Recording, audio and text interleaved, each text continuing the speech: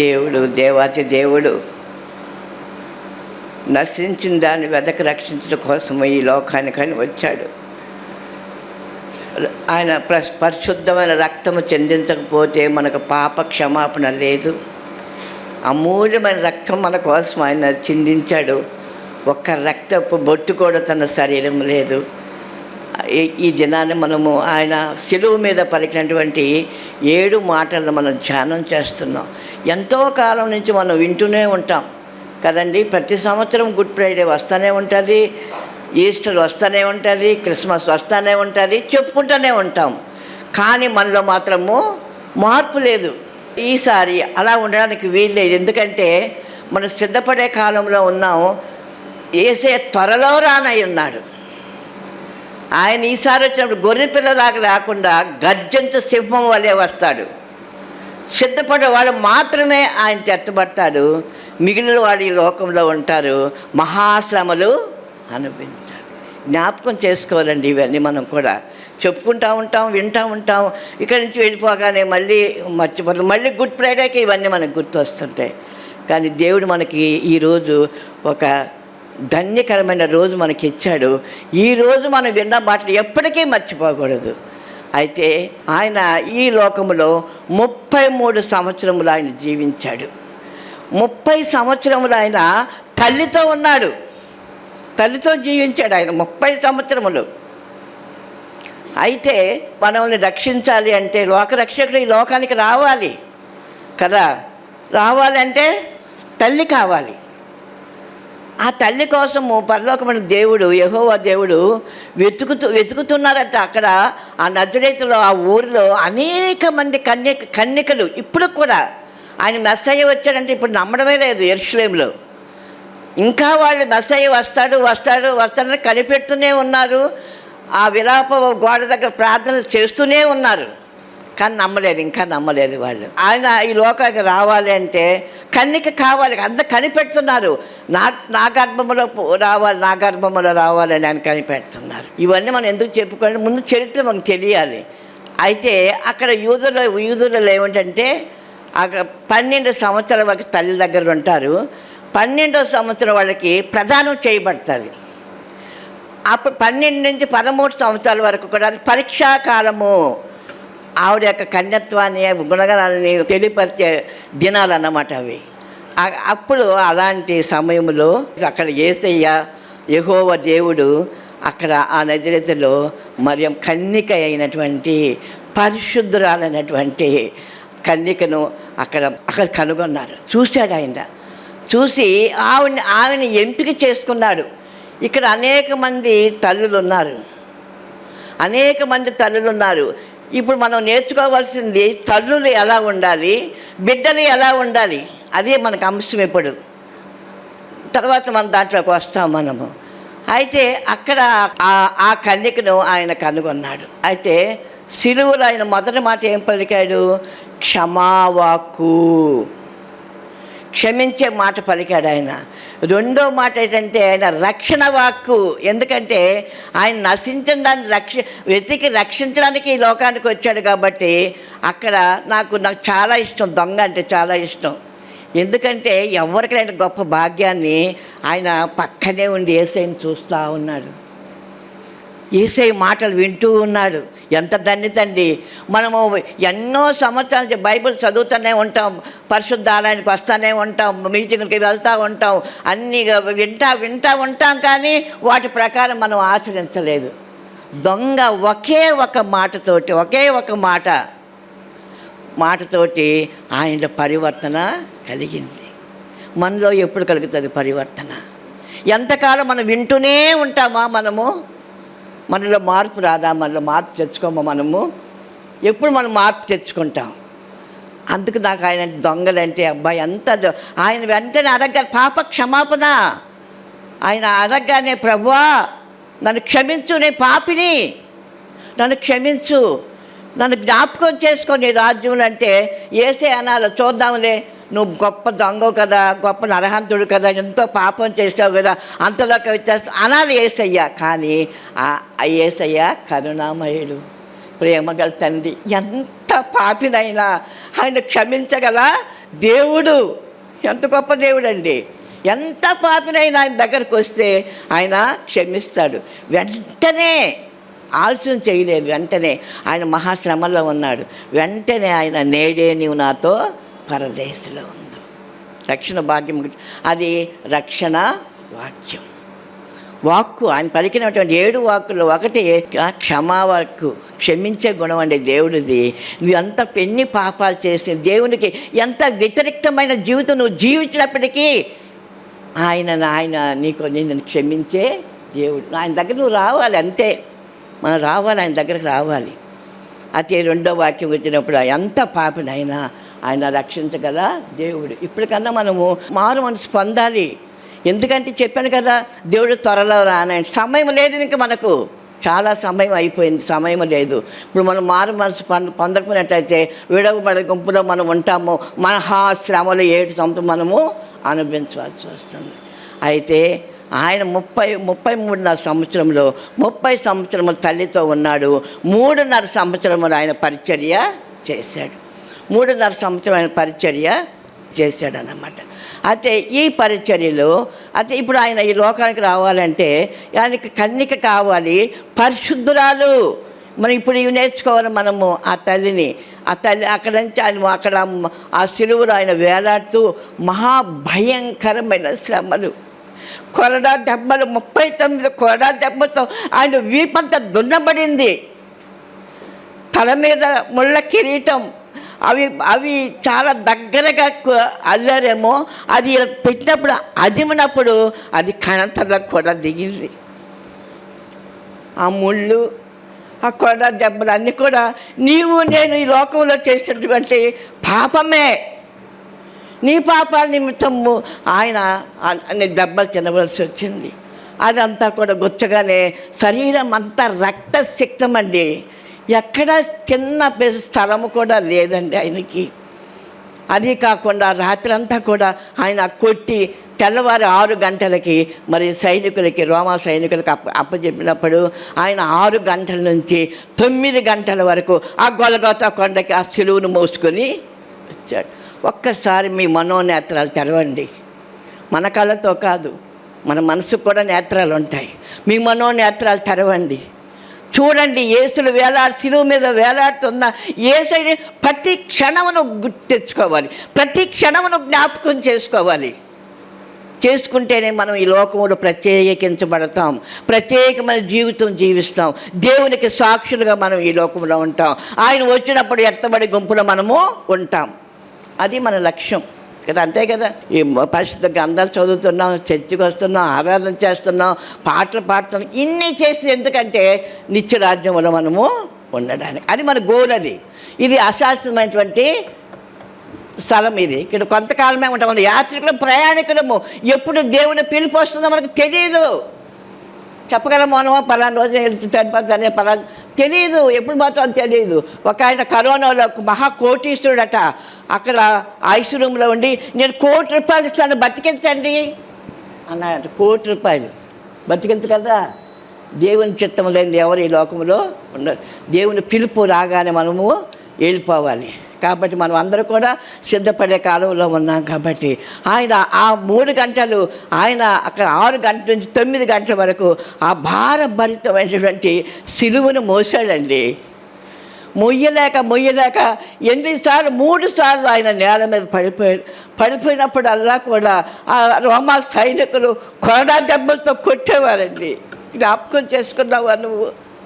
ఒకనాడైనా నువ్వు జ్ఞాపకం చేసుకున్నావా? ఎంతకాలం మనం ఆయన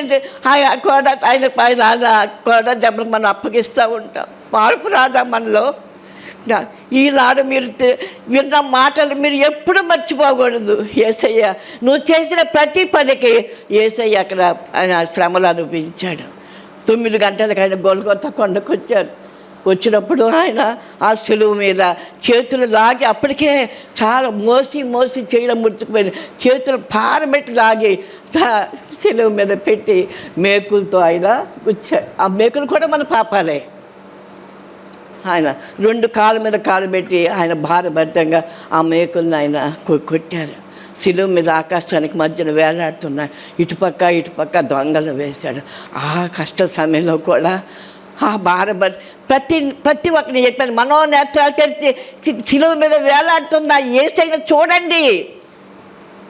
చూస్తే నువ్వు లోకముతో కలిసిపోవు, లోకస్తులతో కలిసిపోవు. అప్పుడు నువ్వు లోకములో ప్రత్యేకించబడతావు, ప్రత్యేకమైన జీవితం నువ్వు జీవిస్తావు.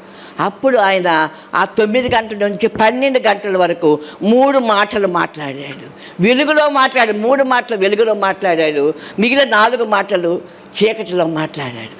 వెలుగులో 9 నుంచి 12 గంటల వరకు ఆయన 3 మాటలు మాట్లాడాడు. ఆయన మీద ఉమ్ము వేశాడట. ఆ ఉమ్ము వేసిన గుద్ది ఎవరు గుద్దారో చెప్పు, ఎగటాలి. ఏంటండి యేసయ్య, నీ కొరకు నా కొరకు ఇన్ని శ్రమలు అనిపించారండి, నీ మనసు కరగదా, నువ్వు ఆలోచన చెయ్యవా, నా పాపమే కదా యేసయ్యని ఇంతగా శ్రమ పెట్టిందని ఉమ్ము వేశారట. ఆయన ముఖం మీద ఉమ్ము వేస్తే ఆ ఉమ్మంతా ఒక చెంబుడు దాకా వచ్చిందట. ఒకవైపు ఉమ్ము, ఒకవైపు చెమట, ఒకవైపు మిట్ట మధ్యాహ్నం అండి. సూర్యుడు మధ్యలో ఉన్నారు. ఆ సూర్యకిరణాలు యేసయ్య మీద పడుతుంటే ఎంత శ్రమ అనుభవించాడు ఆయన. ఒకనాడైనా నువ్వు ఆలోచన చేసావా? అమ్మాయి అందరూ కూడా ఎవరి బిడ్డలారా ఒక్కనాడైనా నువ్వు ఆలోచన చేసావా? నా పాపం వల్లే కదా యేసయ్య ఇన్ని శ్రమలు అనుభవించాడు. అక్కడ అంత శ్రమలు అనుభవిస్తూ కూడా, అన్ని శ్రమలు అనుభవిస్తూ కూడా ఎగతాళి చేస్తున్నారు. శిలువ మీద ఆయన 7 మాటలు పలికితే ఆ చుట్టుపక్కల ఉన్న వాళ్ళందరూ కూడా 7 మాటలు ఆయన్ని నిందిస్తూ పలికాడట. అది ఇంకోసారి మనకి ఎప్పుడు అవకాశం చెప్పుకో. నిందిస్తూ 7 మాటలు అక్కడ పలికారు. మరి అక్కడ ఇంకెవరు లేరు. అందరూ ఆయన అద్భుతాలు చేసి చూసిన వాళ్ళు, ఆయన దగ్గర రొట్టెలు తిన్నవాళ్ళు, ఆయన దగ్గర స్వస్థత పొందిన వాళ్ళు, ఆయన శిష్యులు, ఆయన వెంబడించిన శిష్యులు 3.5 సంవత్సరములు వాళ్ళతో యేసయ్య తిరిగిన వాళ్ళు ఎవరు లేరు. అందరూ పారిపోయారు.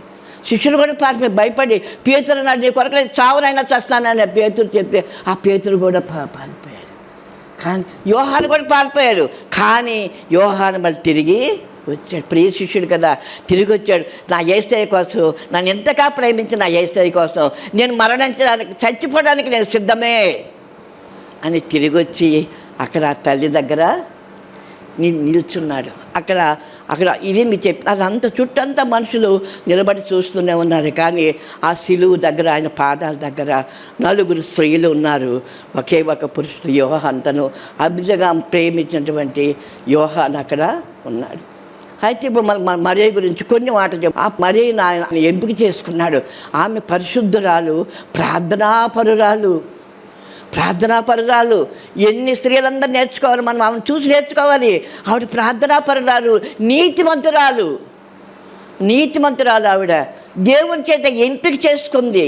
అప్పటికే ఆమె ప్రదానం చేయబడి ఉంది. ఆమె కన్యత్వం నిరూపణ చేసుకోవాలి, పరీక్షాకాలంలో ఉంది. అప్పుడు గాబ్రియల్ దూత ఆవిడ్ని దర్శించింది. మరియా అనగానే భయపడిపోయింది. ఎందుకంటే చీకట్లో రాత్రులు ఎప్పుడైనా చూసినా ఆవిడ ప్రార్థన చేస్తూనే ఉంటుంది, మోకరించి. ప్రార్థనా పరురాలు ఆవిడ చేస్తుంటే మరియానికి భయపడిపోతే, అమ్మా నువ్వు దయాప్రాప్తురాలివి, నువ్వు స్త్రీలలో ఆస్వాదించబడిన దానివి, నీవు కూడా నీ సంఘములో, నీ వీధిలో, నీ ఇంట్లో, నీ బిడ్డలు, నీ భర్త, నీ అత్తమామ నిన్ను ఏమంటున్నారు ఆలోచన చేయండి. మా అమ్మ మాకు డైమండ్ మదర్ అండి మా అమ్మ అని నీ బిడ్డలు చెప్తున్నారా? చూసుకోండి. నేను బట్టి మరియమ్మనైతే అక్కడ ఆ ప్రార్థన భయపడి, నువ్వు దయాప్రాప్తురాలు అమ్మా, నువ్వు స్త్రీలో ఆశపడుతున్నవి, నువ్వు పరిశుద్ధరాలవి, నువ్వు గర్భం ధరిస్తావు, కుమారుని కంటావు. ఆయనకి యేసు అని పేరు కూడా పెట్టేస్తారు అప్పుడే వాళ్ళు దేవదూతలు, గాబ్రియల్ దూత. ఆవిడ అంటుంది, ఇది ఎలా సాధ్యం? ఒకే మాట మాట్లాడిన తల్లి, ఇది ఎలా సాధ్యం? నేను పురుషుని అడిగిందాన్ని కదా. అంటే ఆ దూత అంటది, నువ్వు పరిశుద్ధాత్మ చేత నీవు గర్భాన్ని పుట్టబో శిష్యుడు పరిశుద్ధుడు. ఇవన్నీ ఆమె హృదయంలో అన్నీ కూడా ఆమె పదిలం చేసుకుంది చివరి వరకు. అప్పుడు ఆవిడ వయసు 13-14 సంవత్సరాలే ఆవిడ వయసు. పదిలం చేసుకుంది తల్లి. మరి ఇలాగా నీవు కూడా దేవుని యొక్క మాటకు లోబడి పరిశుద్ధురాలుగా ఉంటూ, ఆ తర్వాత ఆవిడకి నీవు ఎక్కడ అంటే దేవునికి లోబడింది ఆవిడ. అక్కడ ఆయన చెప్పగానే మాకు నా వల్ల కాదండి మనం అంటాం కదా, చెయ్యమాట నా చేతే కాదు. పిల్లలు తల్లి ఏదైనా పని చెప్తే నువ్వే చేసుకో. ఎంత నిర్లక్ష్యం అండి తల్లి అంటే. నువ్వే చేసుకో, నేను చదువుకోవాలి, నేను బడికి వెళ్ళాలి, నేను చదవాలి. మగవాళ్ళు అంతే, పిల్లలు కూడా అంతే. జాగ్రత్త, నీ తల్లికి నువ్వు లోబడి ఉండాలి. మరి అంటే యేసయ్యకి లోబడింది, అక్కడ దేవునికి లోబడింది ఆయనకి. అలాగే నీ చిత్త ప్రకారమే నాకు జరుగును కాక అన్నది ఆమె. అదే కాకుండా అప్పుడు ఆవిడ యేసుతో ప్రదానం చేయబడింది. ఆవిడకి తెలుసు అనేక అవమానాలు, అనేకమైనటువంటి నిందలు, అనేక శ్రమలు వస్తాయి. అక్కడ శిక్ష చేసిన వాళ్ళకి అక్కడ శిక్ష ఏంటి తెలుసా? రాళ్లతో కొట్టి చంపుతారు. అవన్నీ ఆవిడకి తెలుసు. అవన్నీ తెలిసినా కానీ అవన్నీ భరిస్తానికి తల్లి సిద్ధపడింది. లోకరక్షకుడిని నీ కొరకు నా కొరకు ఈ లోకానికి తీసుకురావడానికి మరియ మాట సిద్ధపడింది. తల్లులారా, మీరు కూడా మీ బిడ్డల గురించి మీ బిడ్డల గురించి మీరు ఏం చేస్తున్నారో మీరు ఆలోచన చేసుకోండి. సిద్ధపడింది ఆవిడ. సిద్ధపడితే తర్వాత యోసేపుకి ప్రదానం ఆయన కూడా దేవదూతల చేత ఆయన కూడా హెచ్చరింపడ మరియా పరిశుద్ధాత్మ చేత ఆమె గర్భము ధరించి ఆమె సంరక్షించు అయిపోయింది అక్కడికి. అయితే ఆ ప్రసవ దినాలు వచ్చే ఆవిడకి. ప్రసవ దినాల్లో చూడండి మరియమ్మ ఎన్ని శ్రమలు పడిందో యేసయ్యని ఈ లోకానికి తేడానికి. అయితే వీళ్ళు ఆ నజరేతు నుండి బెత్లెహేంకి వెళ్ళాలి. బెత్లెహేం వెళ్ళాలంటే 150 మైళ్ళ ప్రయాణం చేయాలి. మనలాగా ఇప్పుడు కారులు లేవు, విమానాలు లేవు. అప్పుడన్న వాహనాలు మాత్రము గాడిదే. అయితే ఆ తల్లి ఆ నిండు గర్భవతి ఆ గాడిదని ఎక్కి తన భర్త ఇంకెవరు తోడు లేరు. ఆ భర్తతో కలిసి బెత్లెహేముకి వెళ్ళింది. దేవుని ఆజ్ఞకి ఆవిడ ఎందుకంటే అక్కడ పుట్టాలి ఆయన యేసయ్య. అక్కడికి ఆయన ప్రయాణమై వెళ్ళింది. పోనీ అక్కడ వెళ్ళి ప్రసవిస్తానికి ఏమైనా ఉందా అంటే సత్రంలో స్థలం లేదు, ఎక్కడా లేదు. దేవుని కుమారుడికి ఒకంతైన స్థలము కూడా ఈ లోకంలో లేదు. ఆయన స్థలం ఎక్కడ కోరుకుంటున్నాడంటే నీ హృదయంలో నా హృదయంలో కోరుకుంటాడు ఆయన. నీ హృదయంలో నా హృదయంలో జన్మించాలని ఆయన కోరిక. ఇస్తావా నీ హృదయంలో ఆయనకి స్థలము? ఈరోజు ఇస్తావా? యేసయ్యా నా హృదయంలో నువ్వు జన్మించయ్యా, నీకు సాక్షిగా నేను ఈ లోకంలో జీవిస్తాను, అనేక మంది నాలో క్రీస్తుని చూపిస్తాను అని నువ్వు ఈరోజు నువ్వు ఒక నిర్ణయం తీసుకోవాలి. అయితే అవి చెప్పారు, పశువులపాక ఉందండి, అక్కడికి వెళ్ళండి అనగానే ఆవిడ అంటది, యోసేపు అంటాడు పశువులపాక కంపు, పశువులు, పేడ, ఇంకా అన్నీ ఉంటాయి అక్కడ. అయితే అక్కడికి వెళ్ళిన తర్వాత అంటది, అక్కడ కూడా ఆవిడ లోబడింది. దేవుడు నాకు తోడుగా ఉన్నాడు, నాకేం భయం లేదు, పదండి అన్నది. అదే అక్కడ ఆవిడ ప్రసవించినప్పుడు దేవదూతలు అక్కడ సర్వోన్నతమైన స్థలములలో దేవునికి మహిమ, ఆయనకి ఇష్టమైన బిడ్డలకి భూమి మీద ప్రతి గానములతో ఆయన స్తుతించారు. ఆ స్తుతిలో ఎవరున్నారు? మరియమ్మ కూడా ఉంది. నువ్వు లోబడితే దేవునికి ఇష్టానుసారం దేవునికి ఇష్టమైన విధంగా నువ్వు జీవిస్తే నువ్వు స్తుతింపబడతావు, శ్లాఘింపబడతావు. రాజులైతే దేవుడు నిన్ను నిలబెడతాడు. జ్ఞాపకం చేసుకోండి, స్త్రీలందరూ కూడా లోబడి ఉండాలి. తర్వాత అక్కడ మరి గొల్లలు వచ్చారు, రాజులు వచ్చారు, అందరూ వచ్చారు. వచ్చేట ఆమెను బట్టి కాదు వచ్చింది, యేసయ్యని బట్టి. చూడండి, యేసయ్య యెరూషలేము ప్రవేశం చేసినప్పుడు గాడిద మీద ఆయన ఊరేగితో వచ్చినప్పుడు ఆ గాడిద ముందు ఏం పరిచారు? వస్త్రాలు పరిచారు, పట్టు వస్త్రాలు పరిచారు. గాడిద చూసి పరిచారా? గాడిద ముందన్న యేసయ్యను చూసావా, నీలో క్రీస్తుని నువ్వు ధరించుకున్నట్లయితే నీకు ఎంత గౌరవము, నీ గౌరవము మంచి నీకు రాజులైతే నువ్వు నిలబడతావు, నువ్వు శ్లాఘింపబడతావు. అక్కడ ఆమె తర్వాత హేరోదు రాజు పిల్లల్ని చంపుతానగానే అంటే ఆవిడ చేసిన పనులన్నీ ఆయన అక్కడ శిలువ మీద నుండి ఆయన జ్ఞాపకం చేసుకుంటున్నాడు. తల్లిని చూసి ఆయన బిడ్డను పట్టుకొని మరి ఐగుప్తు దేశానికి వెళ్ళిపోతుంది. 2 సంవత్సరాలు పట్టుకొని వెళ్ళిపోతుంది. ఎన్ని శ్రమలు అండి, యేసయ్య కోసం ఎన్నో శ్రమలు పడింది ఆవిడ. తర్వాత ఆమె మళ్ళీ ఆ బిడ్డని పేరు పెట్టడానికి దేవాలయానికి వెళ్తే అక్కడ సుమియర్ ప్రవక్త యాజకుడు అంటాడు, ఆ బిడ్డ ఎత్తుకొని మరియా నీ గుండెల్లో నీకు కత్తి దూసుకుపోతుంది అంటే ఏంటి? బాధ, శ్రమ, కష్టము. కత్తులు దూరడం కానీ కత్తి దూరిపోతుందంటే శ్రమ, బాధ వస్తుంది.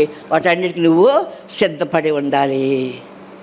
శ్రమలు వస్తాయి, క్రైస్తవులకు శ్రమలు రావనా? వస్తాయి, ఎన్నో శ్రమలు వస్తాయి, కష్టాలు వస్తాయి, అవమానాలు, నిందలు వస్తాయి. అయినా మనం భయపడవలసిన అవసరము లేదు. ఎందుకు? యేసయ్య మనకు తోడుగా ఉన్నాడు. ఆయన లోకాన్ని జయించాడండి, మనం కూడా లోకాన్ని జయిస్తాం. ఆయన మరణాన్ని జయించాడండి, మనం కూడా మరణకరమైనటువంటి పనులు అపాయాలు అనేటువంటి మనము జయము పొందుతాడు. మన యేసయ్య జయశీలుడు. అక్కడి నుంచి ఆమె అవన్నీ ఆవిడ మా మనసులో పరుచుకొని ఆ బిడ్డని తర్వాత ఆవిడ వచ్చిన తర్వాత ఆయన యోసేపు గారు 15 సంవత్సరాలు అయిన తర్వాత ఆయన చనిపోతాడు. ఆవిడ విధవరాలు అవుతుంది. అప్పుడు ఆవిడ వయసు ఎంతో ఉండదు, 29-30 ఉంటాయేమో. అయితే యేసయ్య పెద్ద కుమారుడుగా తన ఇంటి బాధ్యతను ఆయన స్వీకరించాడు. ఇక్కడున్న పురుషులందరూ కూడా ఈ తల్లిదండ్రుల బాధ్యత మీరు తీసుకుంటున్నారా? ప్రశ్న వేసుకోండి. నీ తల్లి నువ్వు ఎలా గౌరవిస్తున్నావు? యేసయ్య ఎందుకంటే ఆవిడ నవమాసాలు మోసిందండి. నవమాసం ఒక రాయో ఏదో కట్టుకొని నడుము కట్టుకొని మీరు తిరగండి 9 నెలలు చూద్దాం. అప్పుడు తెలుస్తుంది మీకు మీ అమ్మ ఎంత కష్టపడి మిమ్మల్ని కనడానికి. అయితే అక్కడ ఆ తల్లి నవమాసాలు మోసి కని పెంచి పెద్ద చేసిన ఆ తల్లిని విడిచిపెట్టలేదు. ఆవిడకి అప్పటికే బిడ్డలు ఉన్నారు, కుమారులు ఉన్నారు, కుమార్తెలు ఉన్నారు. యేసయ్య ద్వారా పెట్టిన బిడ్డలు ఉన్నారు, కుటుంబం ఉంది. కానీ యేసయ్య పెద్ద కుమారుడు. అక్కడ ఆయన ఆ ఇంటికి తండ్రి స్థానంలో నిలబడి బాధ్యత వహించాడండి.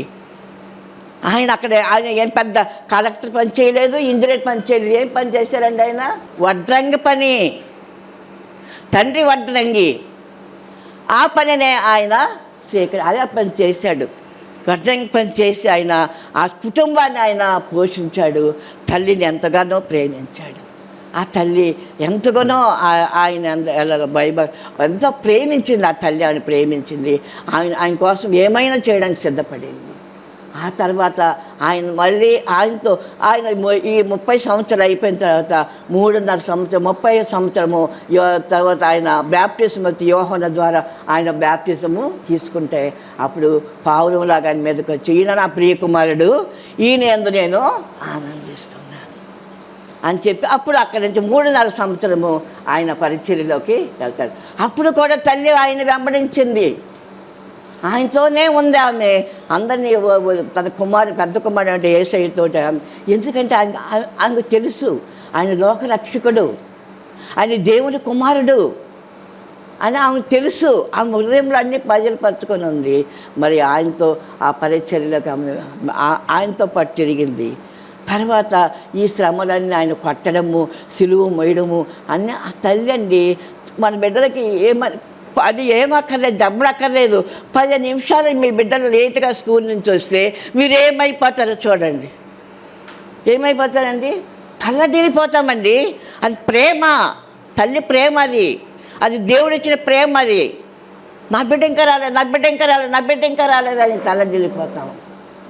మరి అలాంటి ఆ తల్లి ఆయన పడే శ్రమలు చూసి ఎంత భరించిందో, ఎంత బాధపడిందో మీరు ఒక్కసారి ఆలోచన చేయండి. మరి అమ్మ అదే ఆయనతో పాటు ఆయన్ని వెంబడిస్తూ వచ్చింది. ఇప్పుడు మనం అక్కడికి వస్తున్నాము. ఆ గొల్గొతా కొండ మీద వచ్చినప్పుడు అక్కడ 4 స్త్రీలు మాత్రమే ఉన్నారు. ఒకటి మరియమ్మ, ఆయన సహోదరి సలోమి, తర్వాత క్లోపా భార్య అనే మరియమ్మ, మగ్దలేనా మరియ. ఈ 4. ఇది మీరు అందరూ మీ కళ్ళ ముందు పెట్టుకోవాలి. ఇవన్నీ దృష్టి అంతా పెట్టుకోవాలి. మరియమ్మ ఎలాగా ఆ యేసయ్యని వెంబడించిందో మీరు గుర్తుపెట్టుకోవాలి.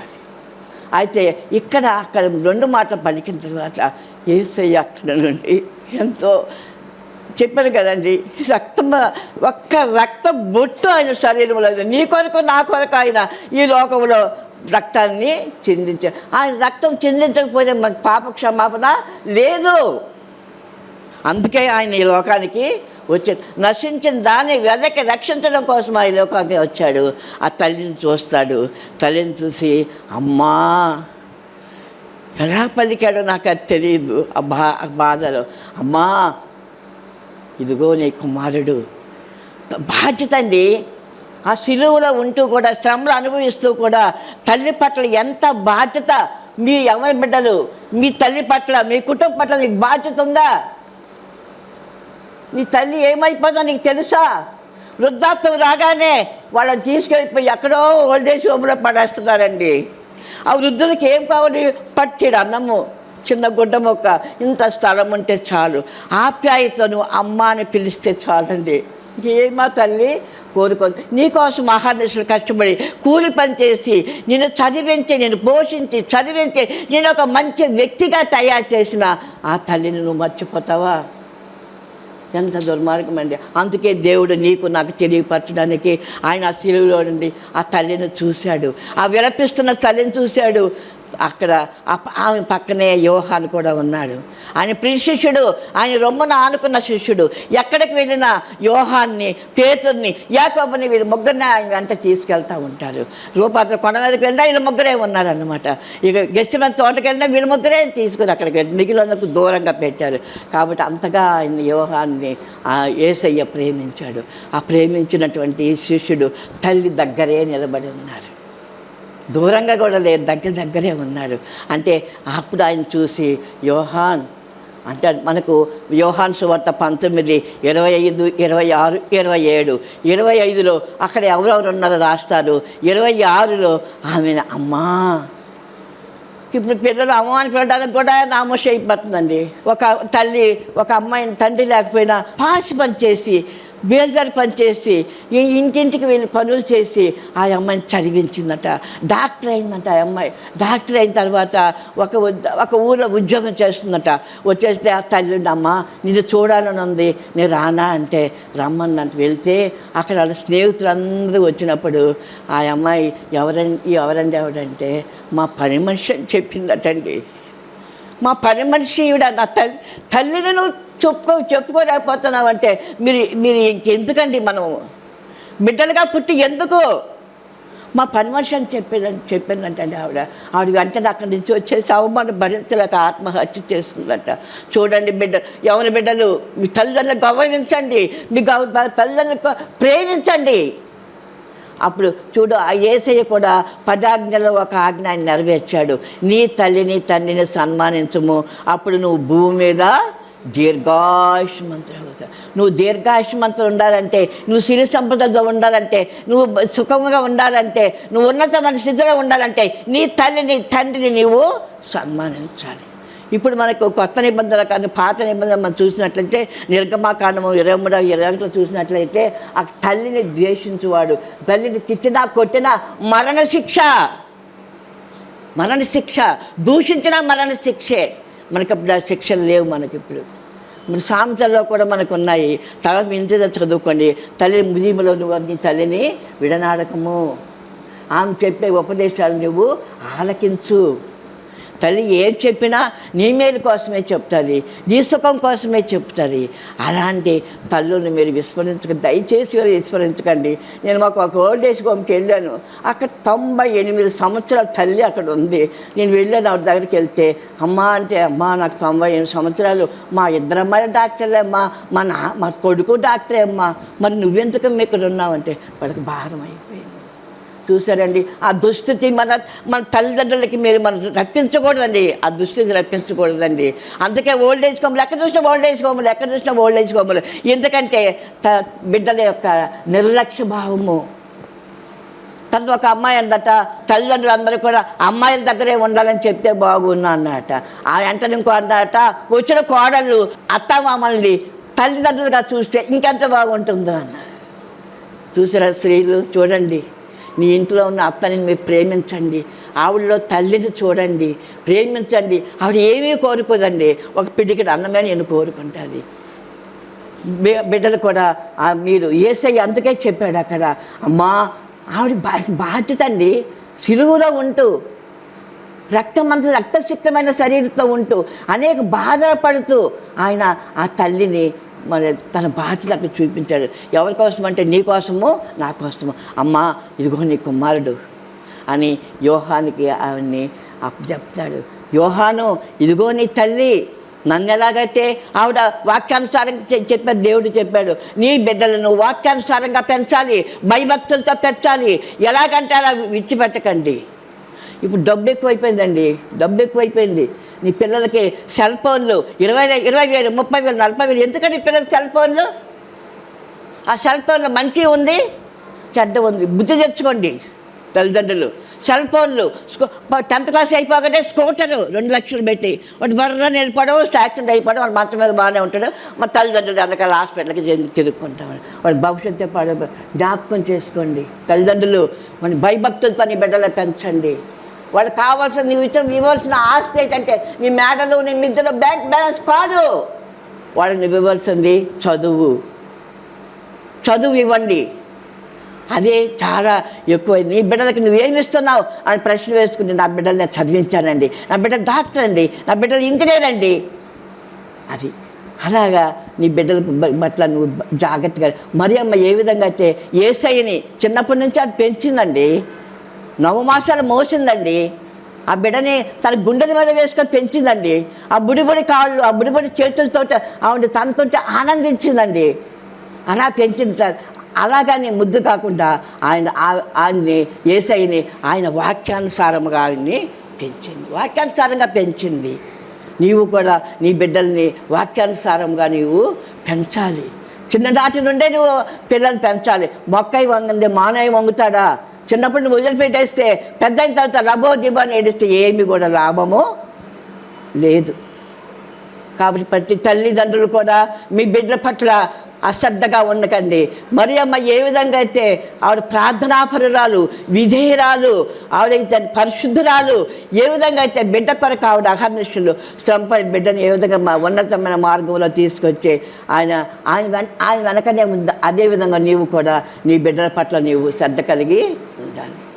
అలాగా ఉండడానికి మీరు అందరూ కూడా ప్రయత్నం చేయండి. అందుకే యేసయ్య మాట రాశాడు, అమ్మా ఇదిగో నీ కుమారుడు, యోహాన్ ఇదిగో నీ తల్లి. నన్ను ఎలాగైతే మా అమ్మ సిద్ధపరిచిందో ఇప్పుడు ఆయనకి చాలా పని ఉంది. యోహానికి ఆయన ప్రకటన గ్రంథం రాయాలి. ఇప్పుడు యోహాను సువార్తలో ఆయన యేసయ్య యొక్క 7 అద్భుతాలను ఆయన రాశాడు. చదవండి, గ్రంథం చదవండి, బైబిల్ చదవండి, నిత్యం చదవండి. ఎప్పుడు టైం అంటే అమ్మాయిలు అందరూ కూడా ఎప్పుడు టైం అంటే అప్పుడు సెల్ ఫోన్లు పట్టుకొని ఊరెక్కండి, బైబిల్ పట్టుకోండి. బైబిల్ సమయం మన వచ్చినప్పుడల్లా కూడా మీరు పరిశుద్ధ గ్రంథాన్ని మీరు పఠించండి. అది మీకు యోగ్యమైంది, నేను రక్షణ మార్గం ఇచ్చేది, నీకు ఉన్నతమైన స్థితిని తీసుకొచ్చేది, నేను రాజులకు నిలబెట్టి గౌరవం ఇచ్చేది నీ పరిశుద్ధమైనటువంటి ఈ గ్రంథం ఒకటే. కాబట్టి మీరందరూ కూడా, మీ తల్లులందరూ కూడా మరియమ్మలాగా సమర్పణ జీవితం కలిగి, భక్తి కలిగి, తర్వాత ప్రార్థనాపరులయండి, బాధ్యతాయుతముగా మీ బిడ్డలను పెంచి పెద్ద బిడ్డలకు సామాన్యం కాదండి, యెహోవా ఇచ్చు బహుమానం. ఆయనకి ఇష్టమైన విధంగా నువ్వు పెంచాలి, కానీ నీకు ఇష్టమైన విధంగా ఆయన పెంచడానికి వీల్లేదండి. బిడ్డలు కూడా నిన్ను జన్మనిచ్చి 9 మాసాల కన్నీ పెంచినటువంటి నీ తల్లిని నువ్వు గౌరవించాలి, నువ్వు ప్రేమించాలి. కడ వరకు ఆవిడ్ని నీవు ప్రేమిస్తూనే ఉండాలి. ఒక తండ్రికి ఒక కొడుకున్నాట. ఆ కొడుకు చదువుకోవడానికి వేరే దేశానికి ప్రాంతానికి వెళ్తే ఆయన చెప్పాడంట, నాన్న బైబిల్ ఇచ్చాడట. ఇచ్చి నాన్న రోజు బైబిల్ చదువుకున్నానంటే, అలాగే నాన్న అంటే బిడ్డలు తల్లిదండ్రులు ఎలా మోసం చేస్తారో చూడండి. అలాగే నాన్న అన్నట. నాన్న నేను ఫీజు కట్టాలి, నాకు 2,000 రూపాయలు కావాలంటే అమ్మ అన్నట. అనేసి 40 చదువు బాబు అన్నట. తర్వాత అలాగే నాన్న అన్నట. మళ్ళీ ఒక 2-3 నెలలు అవగానే నాన్న నాకు 1000 రూపాయలు కావాలని అంట. కీర్తన 90 చదువు నాన్న అన్నాడట. డబ్బు పంపలే. తర్వాత కొన్ని రోజులు పోయిన తర్వాత నాకు ఫీజు కట్టాలి, హాస్టల్ ఫీజు, నా డబ్బు అనిపించు 2,000 అంటే, అయితే నువ్వు 91 కీర్తన చదువు అన్నాడట. డబ్బు పంపిరా చదవమన్నట. చదువుతున్నా నాన్న చదువుకున్నాడట. తర్వాత తీరా వచ్చి నాన్న నాకు డబ్బు పంపలేదేమి అని కోపంగా వచ్చాడట. నేను ఎలా చదువుతావు అనుకున్నావంటే, అయితే 40 కీర్తన తీ, అందులో 2,000 ఉన్నాయి. 90 కీర్తన తీ, అందులో కావాల్సిన డబ్బు ఉంది. 91 కీర్తన తీ, అందులో కావాల్సిన డబ్బు ఉంది. ఎవరిని మోసం చేస్తారు? పిల్లలు ఫీజులు డబ్బులు తీసుకొని జల్సాలకి ఖర్చు పెట్టుకుంటూ ఎక్కడికంటే అక్కడికి వెళ్ళి తిని తాగుతూ తల్లిదండ్రులు మోసం చేసి ఎలాగైతే బిడ్డలు తల్లిదండ్రులు మోసం చేస్తున్నారో మనము కూడా దేవుని మనము మోసం చేస్తున్నాం. మనకు అప్పచెప్పిన బాధ్యతను మనము విస్మరిస్తున్నాం. జాగ్రత్త. ఒకనాడు లెక్కప్ప చెప్పాలి. నీవు నేను చేసిన ప్రతి పనికి, ప్రతి మాటకి, ప్రతి క్రియకి నువ్వు దేవుని దగ్గర లెక్క అప్పచెప్పాల్సిన రోజు త్వరలో రాయనున్నది. జాగ్రత్తగా ఉండండి. అందుకే యేసయ్య ఈ మాటను మనకు రాశాడు. తల్లిదండ్రులు జాగ్రత్త పడాలి, బిడ్డలు జాగ్రత్త పడాలి. దేవుని సన్నిధిలో మనము ఎల్లప్పుడూ ఆయన వాక్యాన్ని చదువుకుంటూ, ఆయన ధ్యానిస్తూ, ఆయనకి మనం ఇష్టంగా మనం జీవించినట్లయితే దేవుడు మనం ఉన్నతమైన స్థితిలో పెడతాడు. మనల్ని అవమానపరిచేయడు, మనం సిగ్గుపడనివ్వడండి యేసయ్య. ఎంత గొప్ప దేవుడు, నేను సిగ్గుపడనివ్వడు అని పౌలు చెప్పాడు. నేను క్రీస్తుని పోలి నడుచుకున్నట్టుగా నన్ను పోలి నేను నడుచుకోండి అన్నారు. నీలో ఎవరు చూడాలి? నీ గొప్పతనం కాదు, నీ చీర కాదు, నీ నగర కాదు, నీలో క్రీస్తుని చూడాలి. ప్రతి ఒక్కరు కూడా క్రీస్తుని నీలో చూపించాలి. వీళ్ళండి క్రైస్తవులు చెప్పాడు కదా దేవుడు, నిన్ను బట్టే కదా అన్యుల మధ్య నా నామము దూషింపబడుతున్నది. ఆ నామాన్ని మనము ఘనపరచాలి. ఈరోజు ఒక నిర్ణయం తీసుకొని ఇక్కడ విదేశీ వదిలేయడం కాదు, ఒక నిర్ణయం తీసుకొని నువ్వు ఇక్కడి నుంచి వెళ్ళాలి. మళ్ళీ గుడ్ ఫ్రైడేకి నేను వస్తాను, అప్పుడు నేను మిమ్మల్ని అడుగుతాను మీరు ఏం చేశారు. అటు విధంగా మీరు అందరూ కూడా ఉండాలని, దేవుని ప్రేమలో మీరు వర్ధిల్లుతూ నిజమైన క్రైస్తవులుగా ఉంటే దేవుని నామాన్ని అందరి మధ్యలో మహింపరుస్తూ మనం ఉన్నట్లయితే ఎప్పుడో భారతదేశము క్రైస్తవ దేశంగా అయిపోయేది. మీకు అందరికీ నా వందనాలండి. నా ఆవేదన, నా బాధ మీరు తెలుసుకోండి. ఒక మంచి తండ్రిగా, ఒక మంచి తండ్రిగా, ఒక మంచి బిడ్డగా, ఒక మంచి కుమారుడుగా మీరు ఉండండి. నీ తండ్రిని సన్మానించు. అప్పుడు భూమి మీద నువ్వు దీర్ఘాయుష్మంతుడివి అవుతావు. నీ బిడ్డలు నీవు సహనముతో, ఓర్పుతో పెంచి పెద్ద చేసి, వాళ్ళు ప్రయోజకం చేసి, సమాజానికి పనికొచ్చే విధంగా దేవునికి ఇష్టమైన బిడ్డలుగా వాళ్ళు తయారు చేస్తామని మీకు అందరికీ హృదయపూర్వకంగా నేను నమస్కారం చేస్తూ నేను ఈ మాటలు ముగిస్తున్నాను.